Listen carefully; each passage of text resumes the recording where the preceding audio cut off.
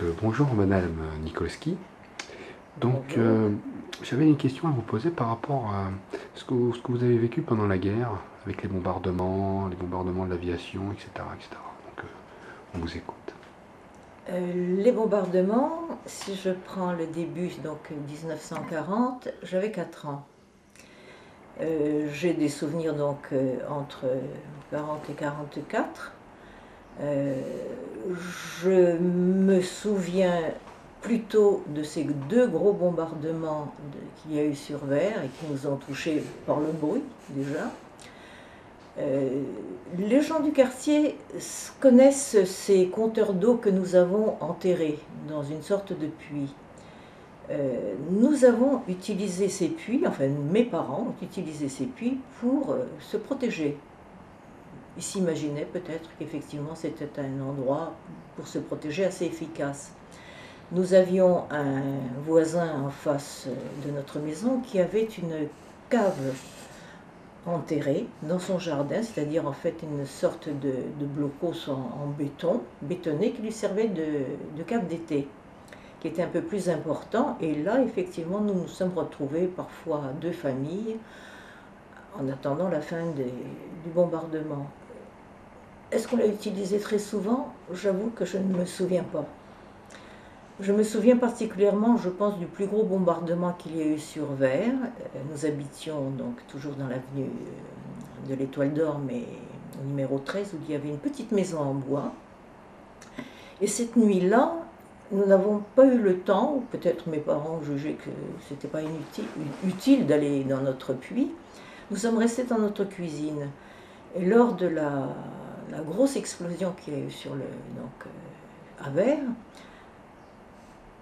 j'ai reçu absolument tout le contenu des étagères qu'il y avait au-dessus de moi. Ça, c'est un souvenir très précis, parce que toutes les boîtes se sont éparpillées sur moi, les pâtes, enfin le peu qu'on avait, en fait, s'est éparpillé sur moi. C'était surtout les boîtes, c'était pas le contenu qui était le plus embêtant.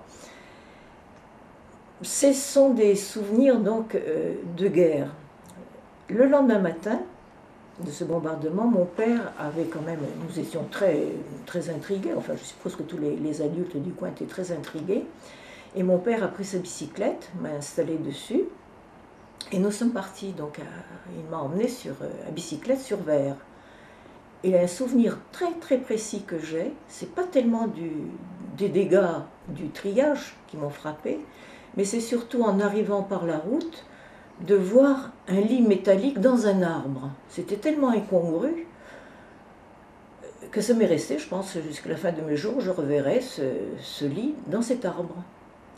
Le reste ne m'a pas plus frappé que ça. Donc ce sont vraiment des faits enfin, bien précis. Je crois que je ne me souviens pas d'autre chose sur ces bombardements. Par contre, cette bicyclette est liée à d'autres souvenirs de guerre. À savoir qu'il fallait, bon, il y avait les bombardements, puis il fallait aussi se nourrir. Et cette bicyclette a servi énormément à mon père pour aller au ravitaillement, tout simplement. Nous avions un ami qui nous avait indiqué son ami, qui habitait à Coulommiers, qui travaillait aux usines Vitrac, c'est-à-dire à quelque chose aux anciens, les confitures Vitrac.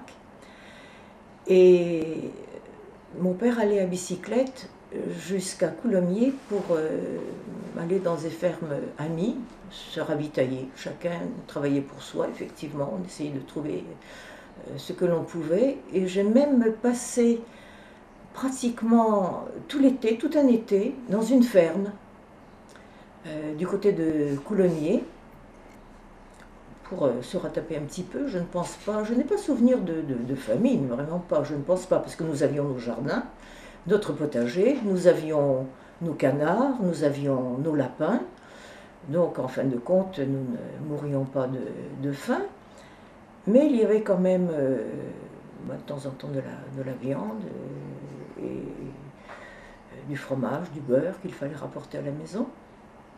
Et à Coulommiers, encore un autre souvenir d'enfant, ce sont les tartines beurrées recouvertes de lard gras. Pour des Russes, ça dit quelque chose parce que le lard gras est très, très aimé, surtout par les Ukrainiens. Et gamine, j'étais ravie d'avoir des tartines comme ça, beurrées avec du lard.